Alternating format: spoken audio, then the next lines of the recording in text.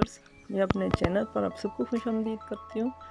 इंशाल्लाह सब अल्लाह पाक की रहमत के साए में होंगे। तो व्यूअर्स, आज मैं अपने किचन में आप लोगों से अपना भुने हुए गोश्त का मेथड शेयर करती हूँ, जिसके लिए मैंने 2 किलो बीफ ले लिया है। इसको मैंने छोटे छोटे ये पीसेस में काट लिया है। और लहसुन, साबुत लहसुन के जवे ये मैंने 8-10 ये ले लिए हैं। और खुशक धनिया कूटा हुआ 1 टेबल स्पून, हल्दी 1 टीस्पून। इसमें बहुत थोड़े इंग्रेडिएंट्स के साथ ये तैयार होता है और ये बहुत मज़े का बनता है। तो बाकी जो चीज़ें वो मैं आपको साथ साथ बताऊंगी। तो बिस्मिल्लाहिर्रहमानिर्रहीम, कुकर में पहले हम ये गोश्त डाल देते हैं।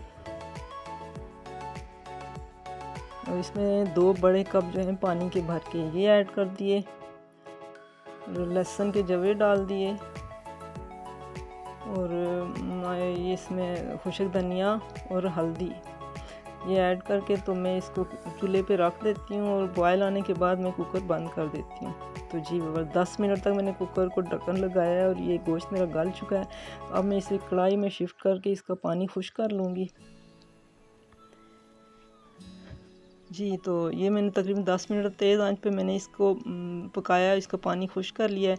2-3 टमाटर उसके छिलके उतार के ये मैंने इसमें डाल दिए। और नमक इसमें मैंने अब ऐड किया अपने टेस्ट के हिसाब से।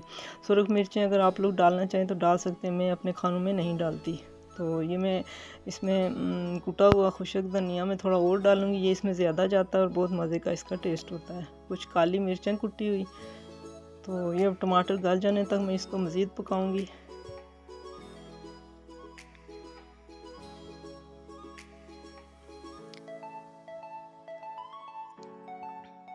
तो जी व्यूअर्स, ये मैंने तकरीबन 5 मिनट तक ढक्कन लगा के मैंने इसके टमाटर जो हैं वो अच्छी तरह गला लिए हैं, पक गए हैं। और अब पानी भी इसका खुश्क हो चुका है। तो यहाँ इस स्टेज पे मैं इसमें नींबू का रस तकरीबन 2 टेबलस्पून ये डाल दिया।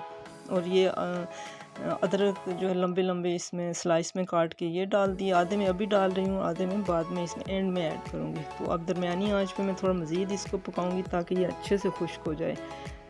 तो अब यहाँ कुटी हुई काली मिर्च और ज़ीरा ये ऐड करके थोड़ा सा और पका लिया मैंने इसको 5 मिनट। तो अब हरा धनिया डाल देते हैं। अब बस इसको मैं चूल्हा बंद कर देती हूँ। मेरा जो भुना हुआ गोश्त ये तैयार हो चुका है। इसमें घी, ऑयल, प्याज कुछ भी नहीं जाएगा। हरी मिर्चें,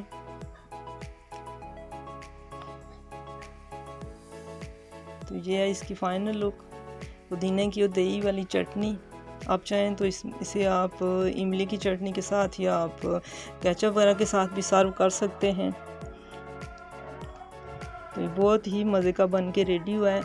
आप लोग ज़रूर ट्राई कीजिएगा और मुझे कमेंट बॉक्स में बताइएगा कि आपको ये कैसा लगा। तो अगर पसंद आए तो लाइक और शेयर ज़रूर कीजिएगा। और अगर आप लोग फर्स्ट टाइम मेरी वीडियो देख रहे हैं तो रिक्वेस्ट है कि सब्सक्राइब करके बेल आइकन का बटन ज़रूर दबा दें ताकि आने वाली वीडियोज़ भी आपको मिल सकें। तो दुआओं में याद रखें। अल्लाह रब्बी करीम से दुआ है कि लंबी उम्र के साथ आप सबको ढेरों ढेर खुशियाँ देखना नसीब फरमाए। हाज़िर होंगे किसी और अच्छी सी वीडियो के साथ। तब तक के लिए फ़ी अमानिल्लाह।